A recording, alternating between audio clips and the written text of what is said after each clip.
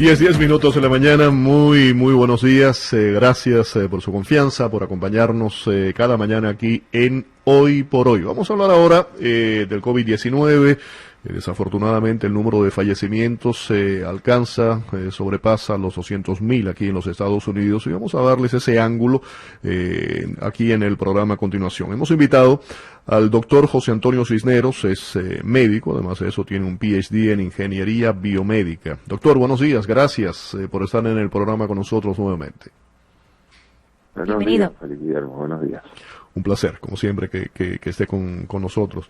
Doctor, más de 200,000 muertes por el COVID-19 aquí en Estados Unidos, y sin politizar este asunto. ¿Cómo entendemos estos números en la nación más rica del mundo, con los laboratorios de última generación, científicos de primer nivel, reservas de suministros médicos? ¿Cómo se explica, y sobre todo si lo comparamos con lo que ha ocurrido en otros países? Yo creo que es una combinación, primero, de la forma política en que se maneja el país. Un segundo aspecto es la idiosincrasia del norteamericano. Y un tercer aspecto es la falta de experiencia de esta nación en el manejo de este tipo de cosas. Yo no puedo menos que ver la situación entre Taiwán y la ciudad y el estado de Nueva York. Taiwán tiene 19 millones de personas, tuvo 300 casos y tuvo 7 muertos. El estado de Nueva York más o menos igual, 19 millones, 20 millones de habitantes, 30,000 y pico de casos, y 30,000 y pico de muertos, y miles de casos, ¿no?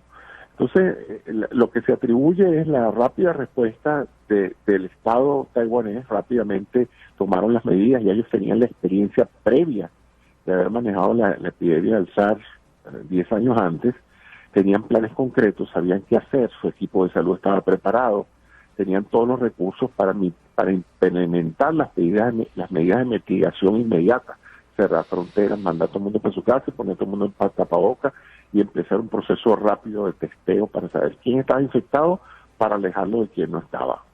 Eso no se hizo en Estados Unidos, se tomó la decisión política de pensar que eso iba a pasar sin mayores consecuencias, y se perdieron 3 meses que son los que han elevado el número de muertos y el número de infectados.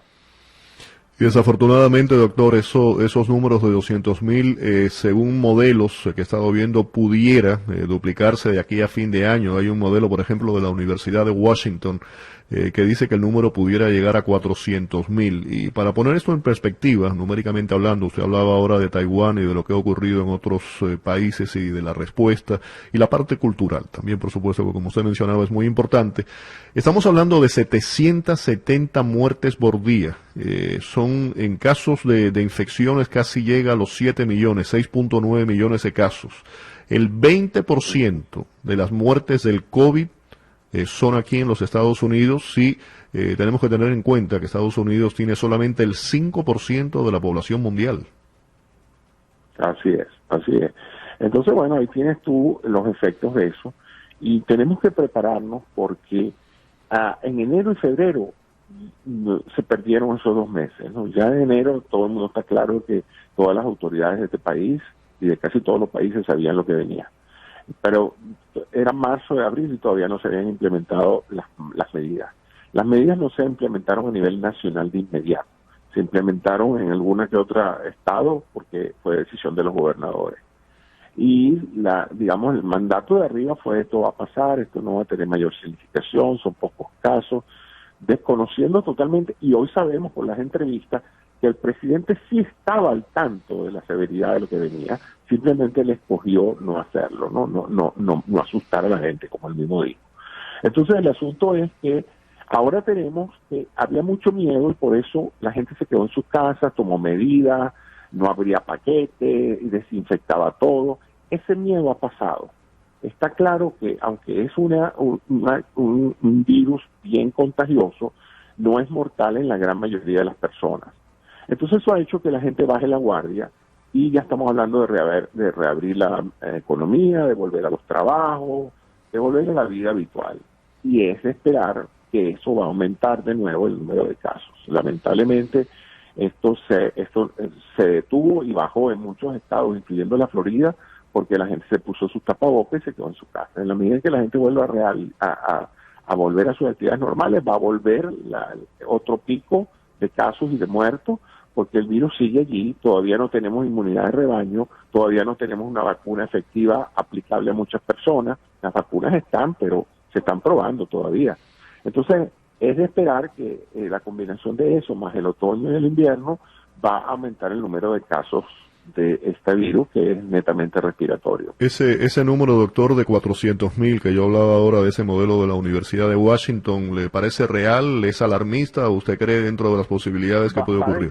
Va a depender de la actitud de la gente. Va a depender de la actitud de la gente. Si la gente vuelve otra vez a reunirse, a no usar el tapaboca, a pensar de que ya lo peor pasó, de que esto es una enfermedad de los ancianos, de la gente con problemas de salud, entonces, bueno, vamos a tener una inmensa cantidad de gente infectada. Fíjate que ya la gente tampoco está yendo a los sitios a ver si son positivos o no. La gente no está guardando la cuarentena, la gente ha vuelto otra vez a sus actividades sociales y familiares. O sea que vamos a pensar, yo sí creo, yo no creo que sea tan alto, pero sí pienso que vamos a tener un repunte, porque eso ha pasado en todas las sociedades donde se ha reabierto la economía y las actividades humanas. Fíjate, el incremento en casos en Europa está pasando igual, en el Reino Unido, en España, en Francia, sí. han vuelto los casos después de haber bajado bastante. Doctor, estábamos hablando... Bien rápido, doctor. Estábamos hablando hace unos minutos sobre la reapertura de las escuelas. Una de las cosas que se está hablando localmente y en Tallahassee es que si se debe cambiar la ley para requerir que los niños que regresen a la escuela y los empleados tomen la vacuna del flu, de esa manera limitar un poco, ¿no? La posibilidad de tener el flu y el COVID-19 a la misma vez. ¿Qué piensa sobre eso y lo que se está haciendo para motivar a las personas que históricamente no toman la vacuna, a tomar la vacuna del flu este año? Bueno, mira, este año ha sido un año bien complicado para para muchas personas con la aceptación de la vacuna. Es claro que la única manera de prevenir que esta enfermedad siga causando desastre es vacunando a la población. Hay ya 6-7 vacunas en proceso de pruebas finales, o sea que yo sí creo que para finales de este año ya tenemos la posibilidad de empezar a vacunar gente, a vacunarlos ya masivamente, ya no en parte del protocolo. No, pero yo no estoy hablando de la vacuna contra el COVID, estoy hablando de la vacuna del flu de este año. Correcto. Sí, fíjate, todos los años se hacen campañas de vacunación, estímulo a la gente a que se vacune contra el flu.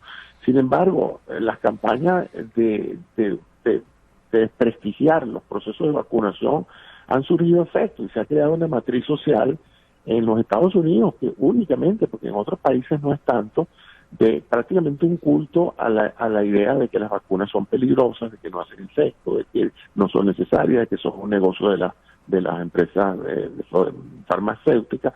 Entonces eso ha creado que se ha reducido el número de gente que se vacuna anualmente contra el flu. Tradicionalmente siempre se han vacunado las personas mayores y los niños, que son los más afectados por los cuadros gripales del flu.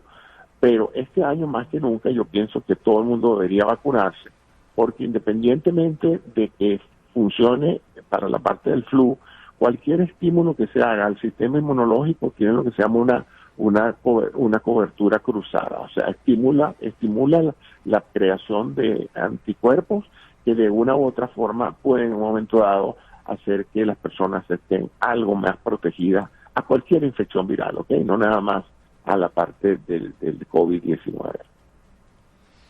Sí, doctor, hablaba usted ahora de las vacunas, ahora se sabe, Johnson & Johnson es la cuarta en entrar en el tema de la tercera fase, está probando dosis simples, hay unos 60.000 adultos en Estados Unidos que son parte de esas pruebas, y esto se une Johnson & Johnson a Moderna, Pfizer, a AstraZeneca, o sea que hay en el panorama, hay posiblemente ya para el 2021 una serie de vacunas de empresas sólidas, serias, que pudieran tener esa solución. Yo quería regresar rápidamente a lo que hablaba antes de los 200.000 muertos oficiales. Y le digo eso de oficiales.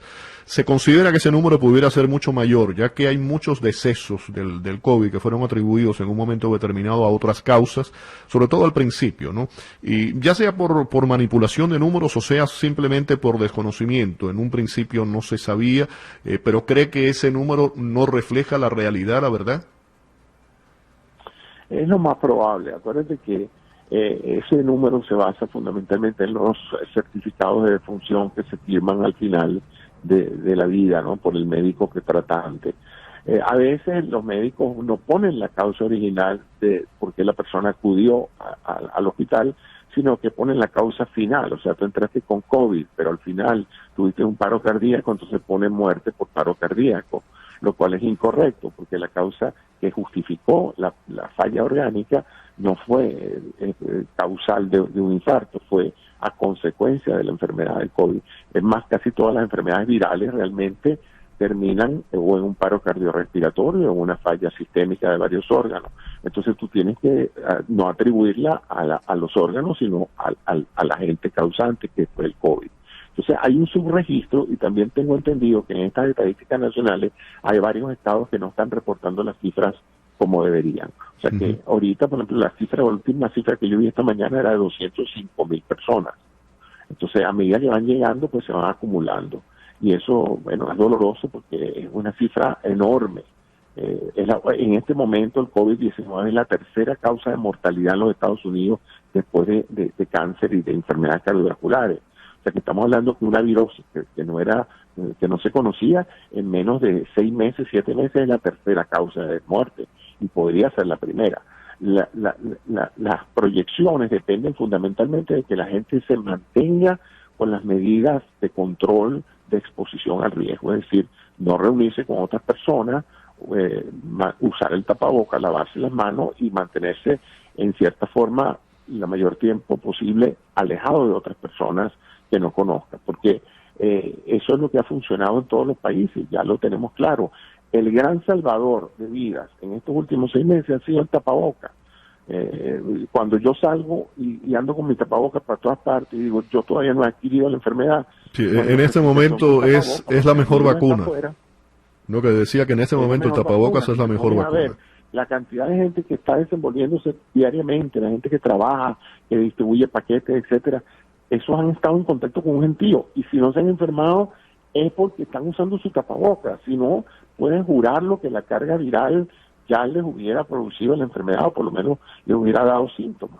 Entonces yo tengo una gran fe hoy por hoy en cuán sencillo terminó siendo evitar mayores muertes. Y si eso se hubiera hecho tempranamente desde enero, hubieran dicho, señores, todo el mundo por su casa, todo el mundo usa el tapabocas y se paralizan las actividades que reúnen más de 2 o 3 personas juntas, no hubiera habido tantos muertos. Eso es lo que piensan todos los expertos en ese campo, y yo concuerdo con eso. Ahora que usted habla de los expertos, desde el punto de vista científico, no sé si lo vio, ayer el presidente dijo en la ONU, en un discurso grabado, ¿no?, por el COVID, que China es el responsable de la pandemia, que tiene que rendir cuentas. Dijo que Beijing liberó la plaga al mundo. Y mi pregunta es, científicamente hablando, ¿esas acusaciones están probadas?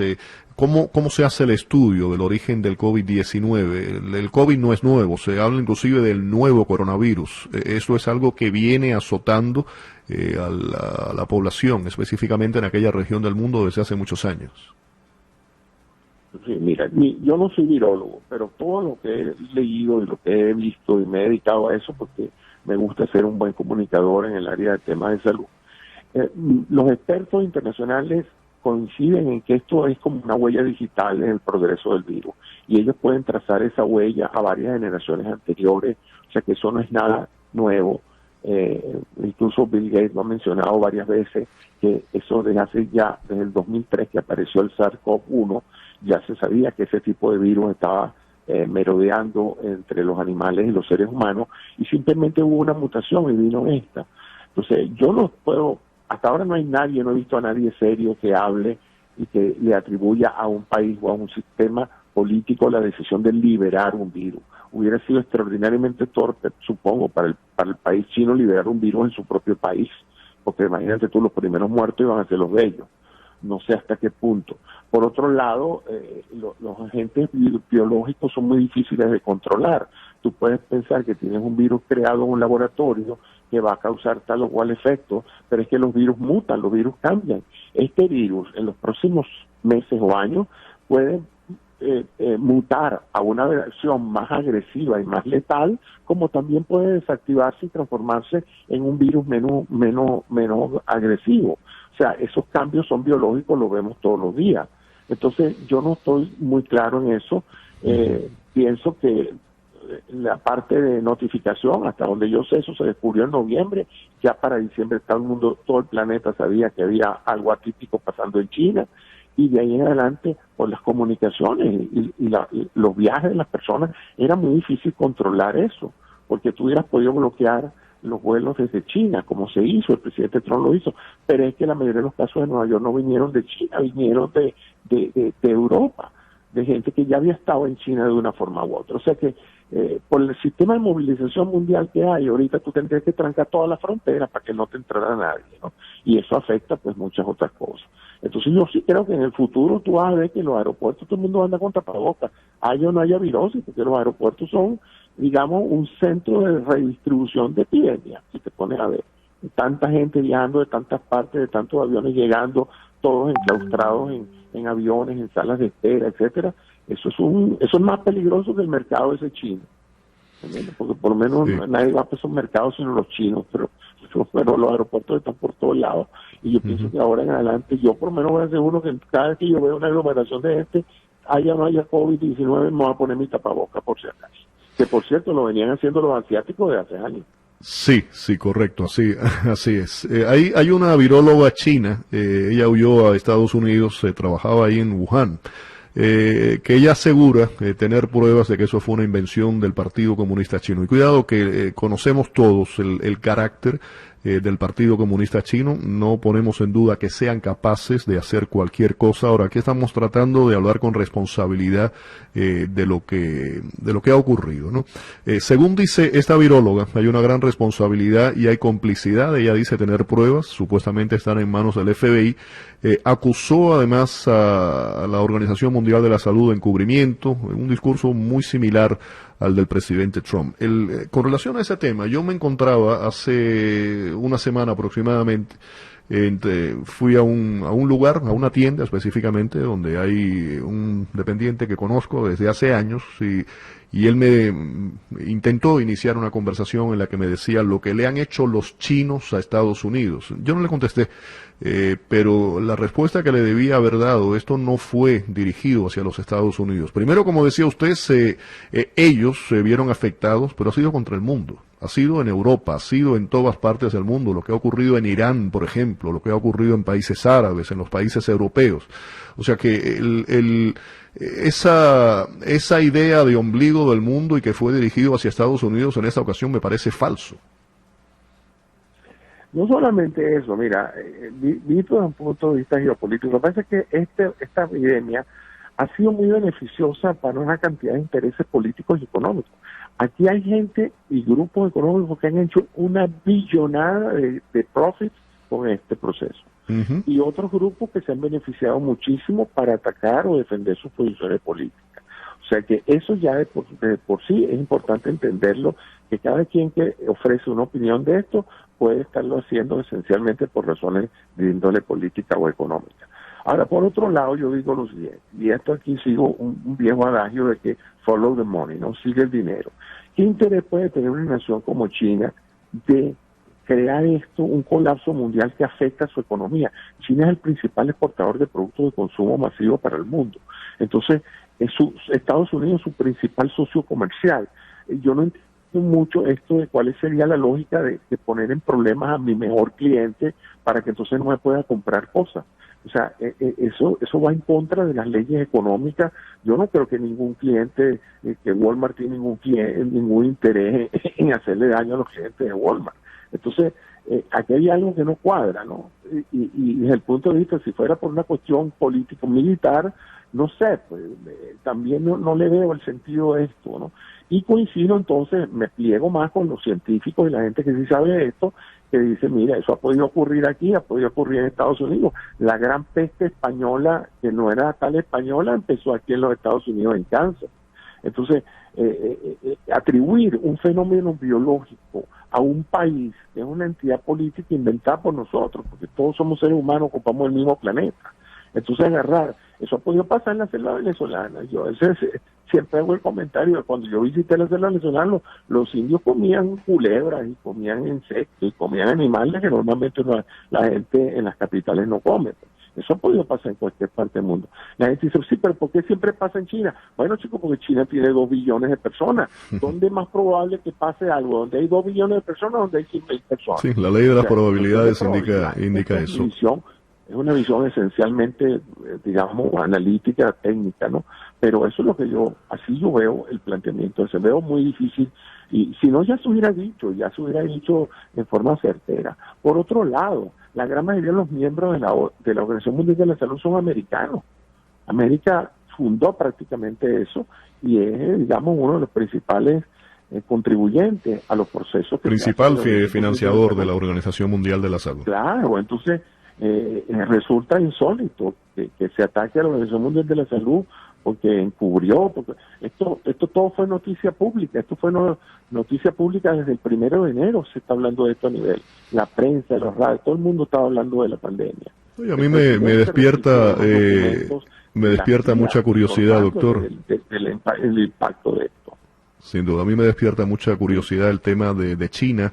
Comenzó con la guerra comercial, ahí sin lugar a dudas se ha convertido en un tema político de campaña.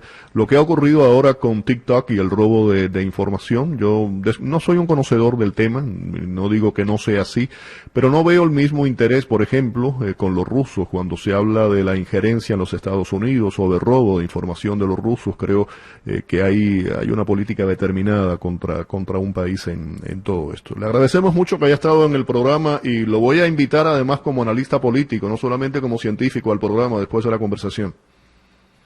Cuando usted quiera, a mí me gusta opinar de todo. Esta es una de las cosas ventajosas que saqué de la pandemia, la posibilidad de informarme, de poder ser un divulgador científico en este campo. Gracias, doctor. El doctor José Antonio Cisneros acompañándonos aquí en Hoy por Hoy. 10:32 minutos en la mañana. Recuerde nuestro número telefónico a su disposición, 305-857-0037, para conversar, hacer comentarios de cualquiera de los temas de los que hablamos aquí diariamente en el programa. Vamos a la pausa.